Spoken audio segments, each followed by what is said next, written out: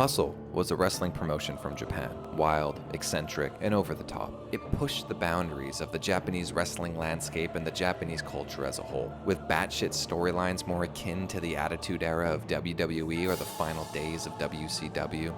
But characters and the world they existed in straddled the line between innovative and car crash, and then pushed it even further, like a hurricane colliding with a forest fire. Unbridled chaos swimming in a sea of uncertainty, yet beautiful. The unhinged meanderings of a medicationless bipolar creation distilled to its most raw form. This is Hustle.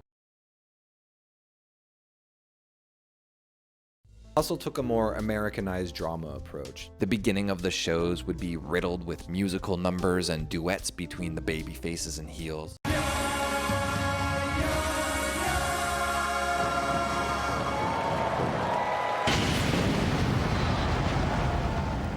It wouldn't be out of the norm for the first match to take place 30 minutes into a show. There was a wild cast of characters, which was oftentimes trademark infringing, accompanied by unlicensed music. Just like Frog Lesnar, who was a man in a frog costume with Brock Lesnar's wrestling gear on top of it, who would literally come to the ring with his WWE entrance theme playing. Or Razor Ramon Hardgay and his Will They Won't They life partner Real Gay, which would later be shortened to HG and RG respectively.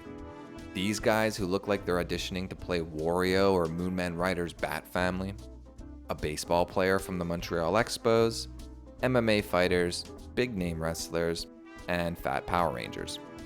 Which brings me to the Rita Repulsa of our tale.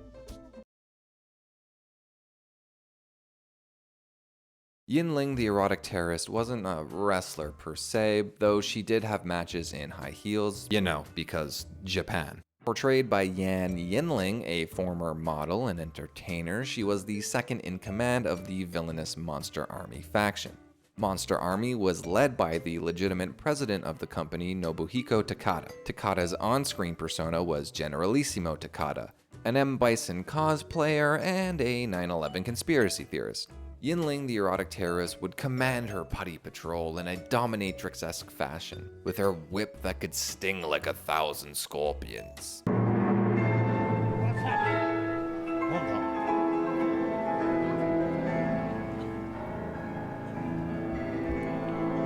Piano の重い音が腹に響く音がなんか天井からなんだ何あれムチさっき折れたムチとはまた違いますよね白いですね白いあと赤い絵がキラキラしてるキラキラしていますなんじゃこれは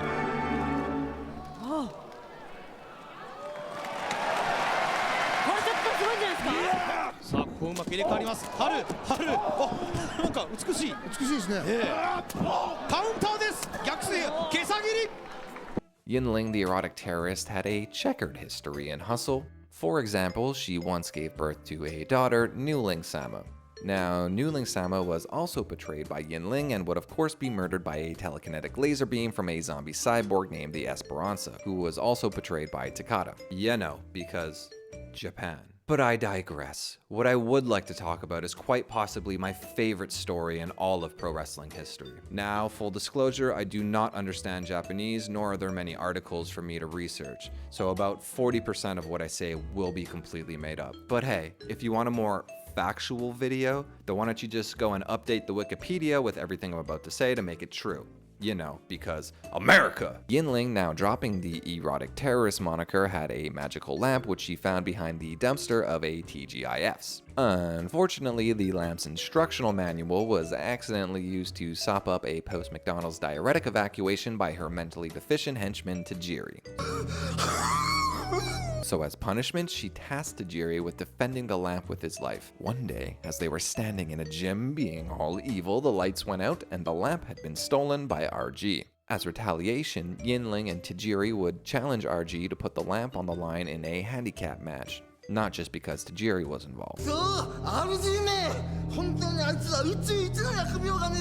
During the match, a desperate and defeated RG would stroke the lamp's tip, just the tip, as hard as he could muster in hopes that Will Smith would come to his rescue. Ineffective in his attempts, RG spiked the lamp through the floor.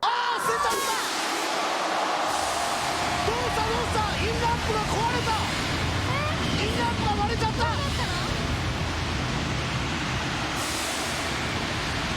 なんだこの大爆発は。白煙が来た。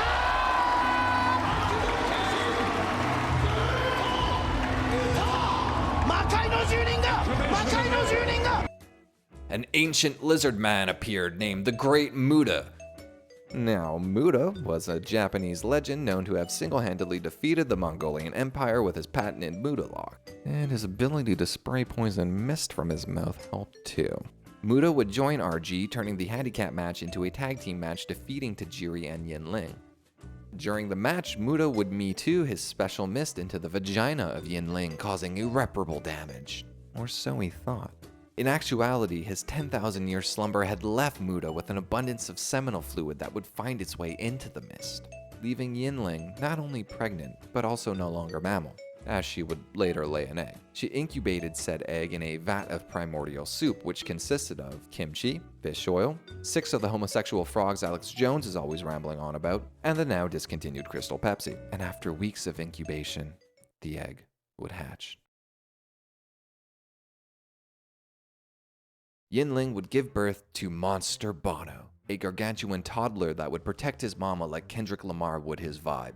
Bono was portrayed by Akebono Toro, an American sumo wrestler and the first non-Japanese born to reach Yokozuna, the highest rank in sumo. Side note, Hustle seemed to have a propensity to book their legitimate top-level athletes as comedy characters, like the time they booked Mirko Krokop to be a Super Smash Bros. Ultimate Assist trophy in a Royal Rumble-style lottery weapons match. Yinling and Bono would run roughshod over Hustle. Well, sort of. Honestly, it's kind of hard to tell what's going on most of the time watching a Hustle show.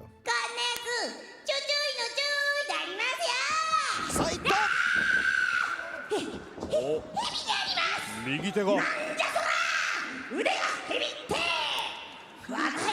手が蛇になってますね、ケンコバさん。これが猛毒コブラ男爵ですか。後ろから行きます。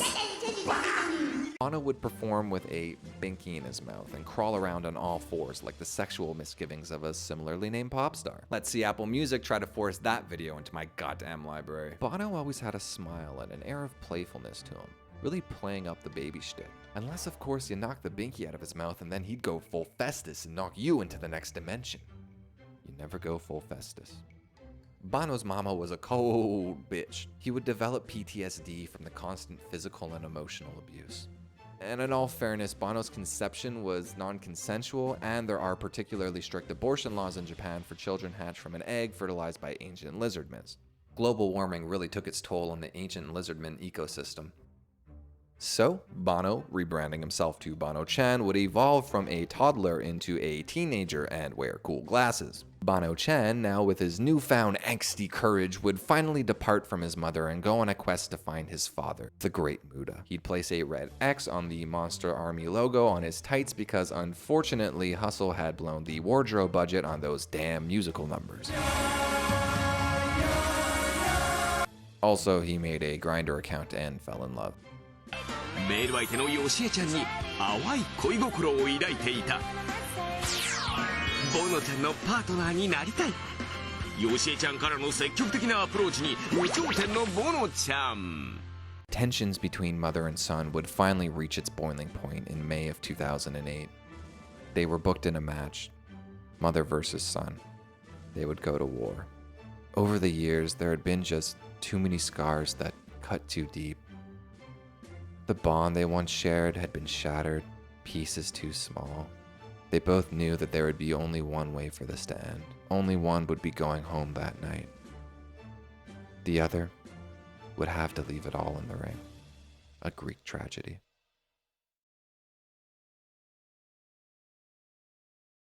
Bono made his way to the ring surrounded by thousands of adoring fans. They felt a connection through Bono. The feeling of having to break free from controlling parental figures and begin writing their own stories. To turn the page to the next chapter. A blank canvas. But Bono's face told another story. He knew he would have to hurt what had hurt him.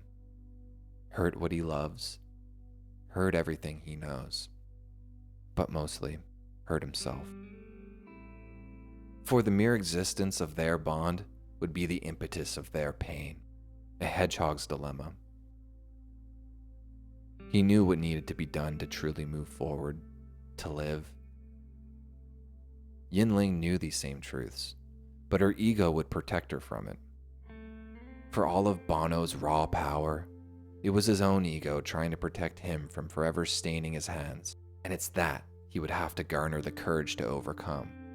And as Bono broke through that wall, he'd break through Yinling's as well.